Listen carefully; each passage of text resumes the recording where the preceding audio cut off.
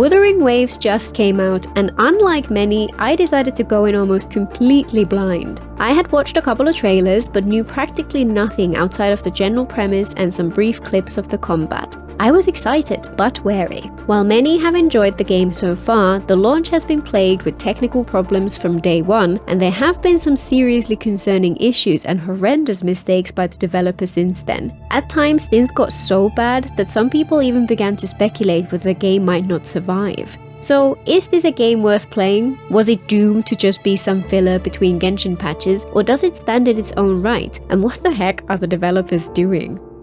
I've been lucky enough to avoid the problems many have experienced and have played through all of the content released so far. We'll start with my initial impressions, followed by a fair evaluation of my overall experience, and leave the technical issues and controversies to the end of the video. And to anyone who feels strongly in either direction when talking about wuwa and Genshin together, just remember that Genshin proved to be a massive success despite the initial backlash where many claimed it took too much inspiration from Breath of the Wild. There's absolutely space in the world for both to be amazing. The first thing which grabbed my attention was the art direction. As is often the case, the game starts with an opening cutscene, and in this case, it truly earned the term cinematic. As a first impression, it was absolutely stunning. Beautiful character design, subtle animations filled with emotion, breathtaking visual effects, and the first glimpse of the world we're being thrown into was just magnificent. At a glance, the game's visual style might seem like just a less vibrant version of Genshin, and definitely felt that way at first. However, once I got past the superficial similarity, I ended up really appreciating its moody sci-fi aesthetic. It has its own unique style, and while some things feel a little out of place to me, it's pretty cohesive overall. And in my opinion, any preference either way is just a matter of personal taste.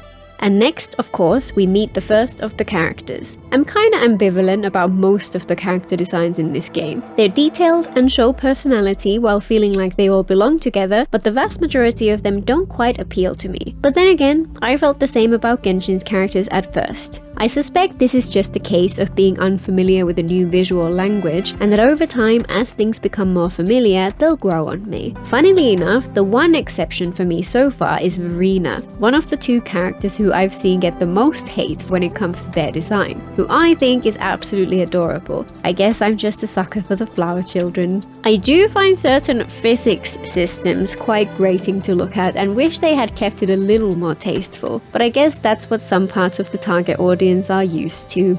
We also got a brief preview of how the game handles lore and exposition, and suffice to say, this is its weakest point. The early conversations are a fire hose of information, and I found it impossible to take it all in. The dialogue is stilted, and characters constantly over-explain anything and everything, and all this is not helped by the ever-present awkward names for any key concepts in the game, which are somehow even worse here than in other games I've endured. This is the kind of thing which tends to feel less intense as you progress through your story, but it's disappointing to see such clunky writing right at the start. It will absolutely be a barrier which prevents people from getting into it. I just hope that this improves over time. Fortunately, fans of the developer's previous game say good things on this point. And then, barely 15 minutes in, we're thrown into our first boss battle, and this is where the game truly starts to shine. When I heard that wuwa's combat had a focus on dodging and parrying, I had initially hoped it would feel like Ghost of Tsushima, since that game has hands down the best melee combat system I've had the joy of experiencing. However, wuwa makes some different trade-offs. It doesn't quite aim for the clinical precision of Tsushima's combat, and instead aims to feel fast and fluid, while still rewarding players who really nail that timing. It's so satisfying to play. People have said that it feels like a cross between Tsushima and Devil May Cry, though I've never played the latter. The combat was approachable due to building on conventions from other games, but has depth to it in such unique ideas, and I could tell that I would love it. After that battle, we at last set foot out into the open world. The exploration gameplay itself feels fantastic. In addition to some of the more typical mechanics which help make an open world game feel good to explore, wuwa includes some distinctive decisions which make running around the world a breeze. Of course, the most eye-catching is that the characters can literally sprint straight up any cliff or wall. The impact of this in exploration experience is profound. While I've been a little burnt out in exploration in Genshin, I'm loving every minute of this. There are some potential downsides to the level of freedom we get here, which I'll get to in a minute, but my first impressions of the exploration were very positive. I knew that the smart thing would be to continue with the quests, make progress, level up as quickly as possible, but all I wanted to do was run around, fight all the enemies, collect all the things, and just disappear into the world. This, more than anything else, makes me certain I'll be playing this game for a long time, assuming it survives. Based on the first few hours, wuwa was off to a good start. Fast forward a couple of weeks, and as I've mentioned earlier, I've now completed most of the launch content, including all the main quests, world quests and character stories, much of the exploration, some of the endgame, and so on. 50 hours at least, more than enough to get a feel for the game. I still like it, but while it definitely has its strength, it does have some clear weaknesses too. Though of course, there's still usual disclaimer, opinions on a game are not facts, and it's perfectly valid for someone to feel the complete opposite to me on any of these points.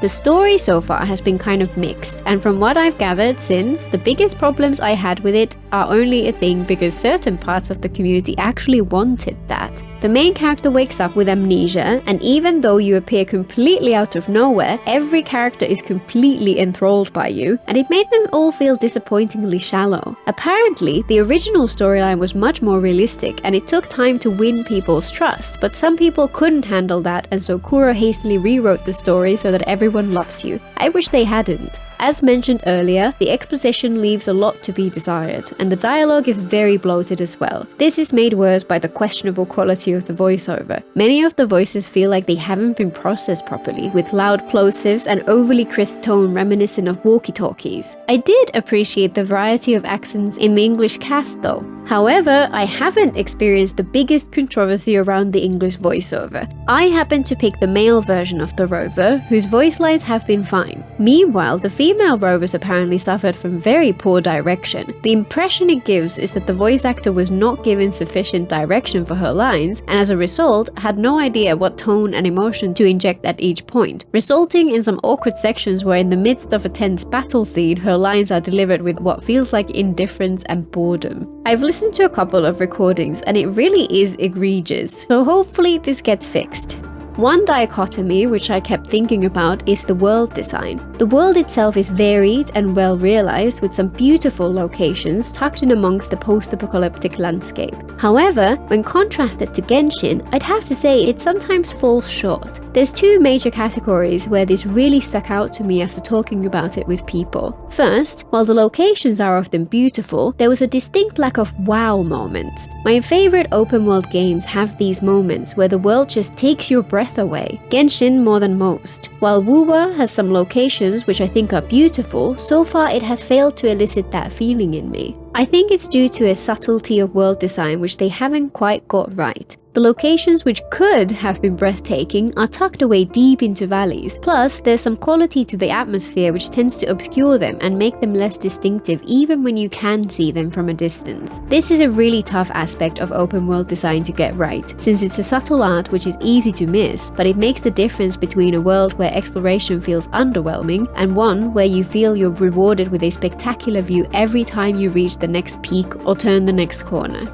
And second, while I love the feeling of freedom which the movement mechanics provide, it does come with a big potential downside. Without challenge, everything becomes less memorable. For example, while climbing cliff sides in Genshin is pure pain in many ways, I have great nostalgia for it. I'll never forget those times I spent scaling the spires in Liyue's stone forest, only to leap from the pinnacle and glide through the clouds to take in a spectacular sunset. And there are dozens of other places in that game which brought that challenge and rewarded me with an unforgettable experience. wuwa gives us a ton of freedom and it feels great, but it does make me feel like it would not leave a lasting impression. And honestly, that's fine. It just means the game is aiming to provide something different, and the memories it leaves will have a different focus. Overall, wuwa's world design is pretty solid in its own right, and really the comparison says more about how much of a masterpiece Tevat is than it does about Soul 3.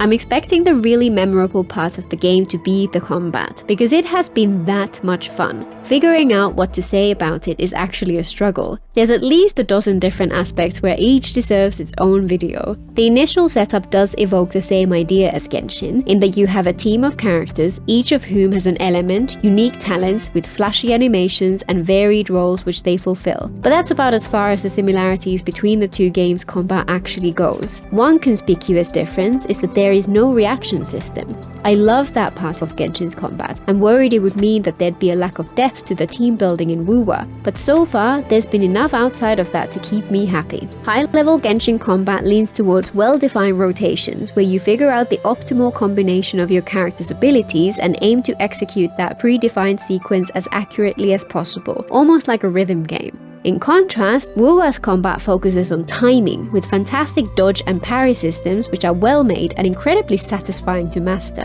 The rewards for playing in a reactive manner are far greater, powering up many of your character's stronger abilities, so instead it's best to tailor your approach to the attack patterns of each enemy. It's about speed, awareness, improvisation, and understanding the nuances of each character. The difference is particularly stark when it comes to boss battles. Genshin's bosses tend to be a little underwhelming, while wuwa's are often fantastic. And there are already 3 different types of difficult combat content which are aimed at endgame players: the Tower of Adversity, the Elusive Realm, and the Tactical Holograms. I love the variety and they're a fun challenge. wuwa's combat feels very different to Genshin overall, but I absolutely love it, aside from the occasional frustrations with the camera and the janky auto-targeting system. The leveling systems feel familiar to anyone used to horror games. Character and weapon levels and ascensions, skills, passives, and of course wuwa's version of constellations, all of these work roughly as you'd expect. One area which is very different is the echo system. It's wuwa's answer to artifacts. Echoes work as a kind of equipment with 5 slots available, and they increase various stats via main stats and substats, along with bonuses for matching sets. Instead of a random item which doesn't really exist outside of images in a menu, echoes are reminiscent of Pokemon. When you defeat most types of enemy, there's a chance that an echo of them will appear, which you can capture and then use as equipment. You can summon the echo equipped in each character's first slot during combat, providing extra damage, buffs, and so on. The number of potential combinations this provides is staggering. However, this system comes with some pitfalls which are already becoming painful. Since any enemy you kill in the overworld has a chance to drop an echo, people have the option to spend countless hours grinding to get as many as possible. I've seen some Reddit posts theorizing about efficient farming approaches which would involve up to 6 hours of grinding per day for someone dedicated enough to actually do that. The potential divergence in build quality between someone who treats wuwa as a job and someone who actually has a job could end up causing serious balancing problems in future. Kura seems to have tried to mitigate this via items called tuners, which come with their own host of frustrations. When you level an echo, you do not get to see its substats. Instead, you have to use tuners to unlock each substat, and tuners seem even harder to get than artifacts were in Genshin. It remains to be seen how this will feel in the long run.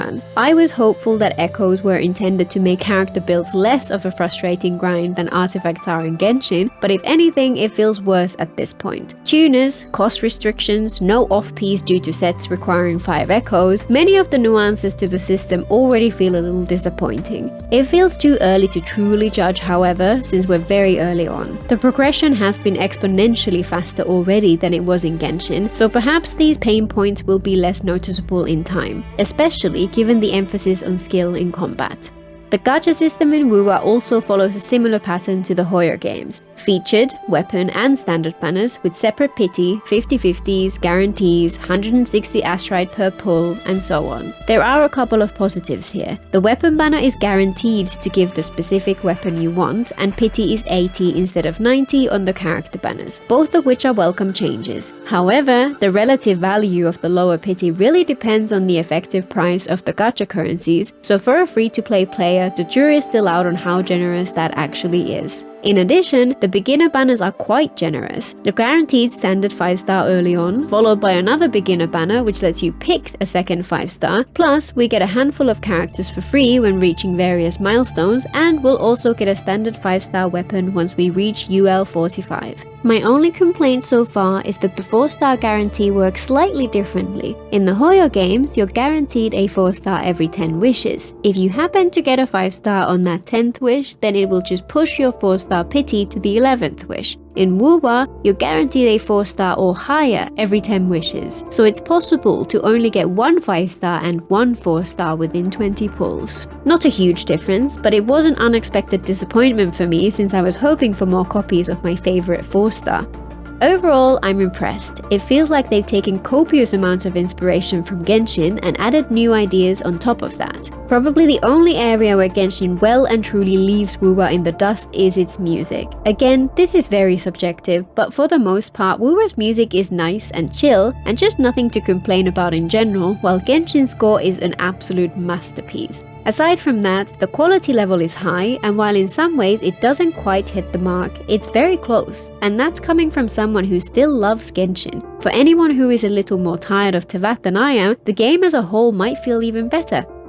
So, what happened in the past few weeks to cause people to even mention the possibility that the game might not survive? The game's release was plagued by technical issues. Swaths of players reported horrendous performance, authentication problems, frame drops, graphical glitches, overheating, constant crashes, and much more. It's impossible for us to know how widespread this was, but the volume of complaints was high, and the launch had echoes of Cyberpunk or No Man's Sky. This was then exacerbated by rushed bug fixes. Kuro's developers were releasing patches constantly at all hours of the day, and some introduced more issues than they fixed. People whose game had been working perfectly would receive an update and then find it completely unplayable the moment it restarted. While there are still people posting that they're having issues, the volume seems to have decreased. Though again, it's impossible for us to know whether this is due to the issues being fixed or people just giving up and leaving.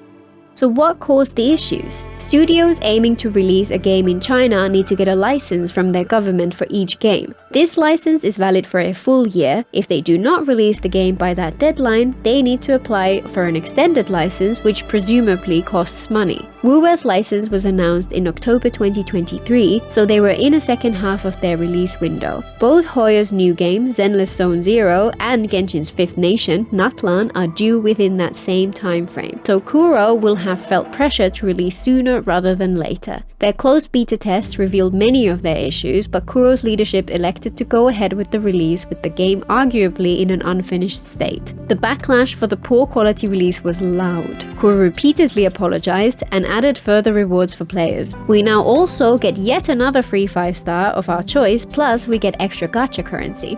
Unfortunately, that wasn't the last of the problems for Kuro, or even the worst. Another aspect which felt rushed were the translations into other languages, and one particular mistranslation ended up being a huge problem. A key detail in the description of the first limited 5-star sword was mistranslated in the Japanese version. The incorrect description made the sword seem more powerful than it actually was. Since this is a limited weapon, many people in Japan had spent real-world money on gacha currency in order to get it. Kuro noticed the mistranslations and fixed it, and those people were rightfully angry. They demanded compensation. Kuro floundered a bit and then set up a form on their website for affected people to get in touch, saying they would negotiate individually with each person.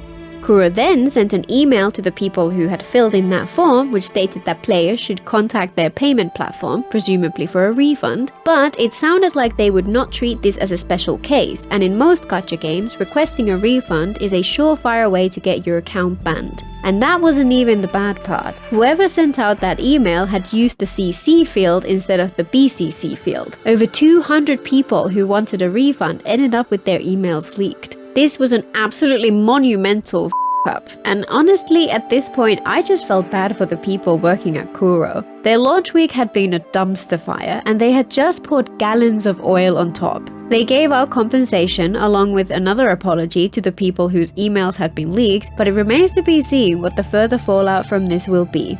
And that wasn't even the last controversy. Some players who had bought the monthly subscription, which was supposed to give them some gacha currency for each day they logged in, noticed that they were not getting their daily rewards. Naturally, with all the controversy swirling around, trust in Kuro was low and people jumped to conclusions. Turned out that they did receive the currency in their accounts, and it was only the notification pop-up which was not functioning correctly. Regardless, this was yet another painful moment in what must have been a horrible week.